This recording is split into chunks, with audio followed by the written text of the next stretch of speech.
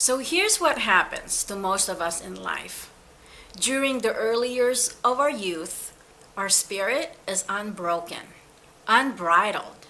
We play, we laugh, we love life. But as we get older and experience real adult problems, we gradually lose that love for life. This happened to me. Up until about a few years ago, my life has been easy breezy. I had a great childhood. I had some rough spots probably in my preteen or teenage years, but I pulled through them. And I grew up to be very independent, strong willed, low maintenance, fun, and carefree. But a few years ago, some things happened that really left me stumped. I didn't know how to deal with my life.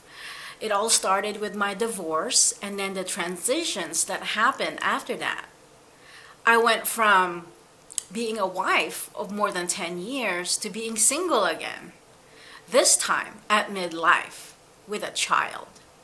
I went from parenting or co-parenting under the same roof as a family to being a single parent. I was also re-entering the workforce after a few years of taking a break. And this time I was changing industries. I was reinventing my career. This was all happening during the 2008 financial crisis, so I was adjusting to the changing economy with a much reduced income. So there were so many moving parts going on in my life, and I was just baffled. I was disoriented, I was confused. All the things that were familiar to me that gave me security. My husband was gone, some of my friends were gone, and I didn't really know how to deal with my life. And it took probably a few years of moving aimlessly just to be able to stay sane and to keep my head afloat. Let me tell you, if you're stressed out like this, if you're just focusing on surviving day after day, you really lose touch of how beautiful life is. But now, after a few years, I see that the dust has mainly settled and I'm now living my new beginning. And new beginnings are just as tough as these transitions because everything's about trial and error.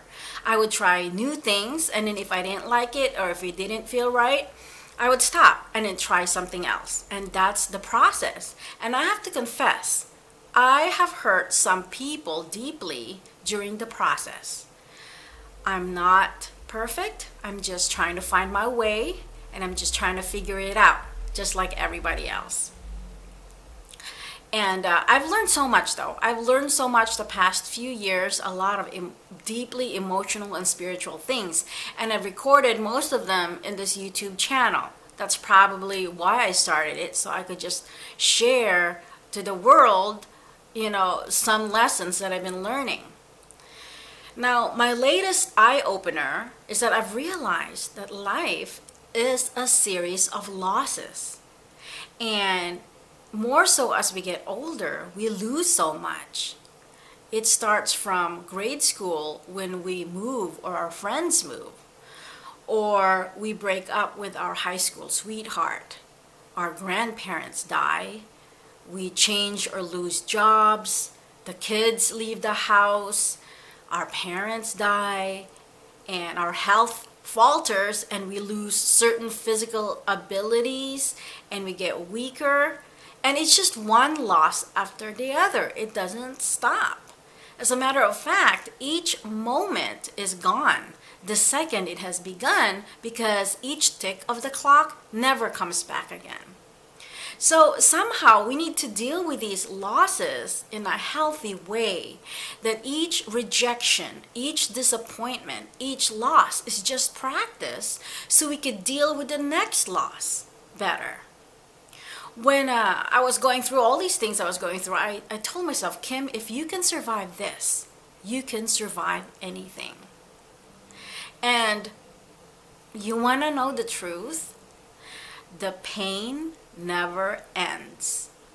It's there because every time the memory comes, because it happened, the emotions come back. So you're never going to reach 100% complete closure and complete resolution with your loss and with your disappointment and everything that happened in your life. But the point is, it's okay. You need to rise above your pain, rise above your fear. Forgive. Realize that each situation had good parts, not just bad parts. And choose love over fear. No matter what happens in life, there's always something or someone left to love. And that's what you need to focus on.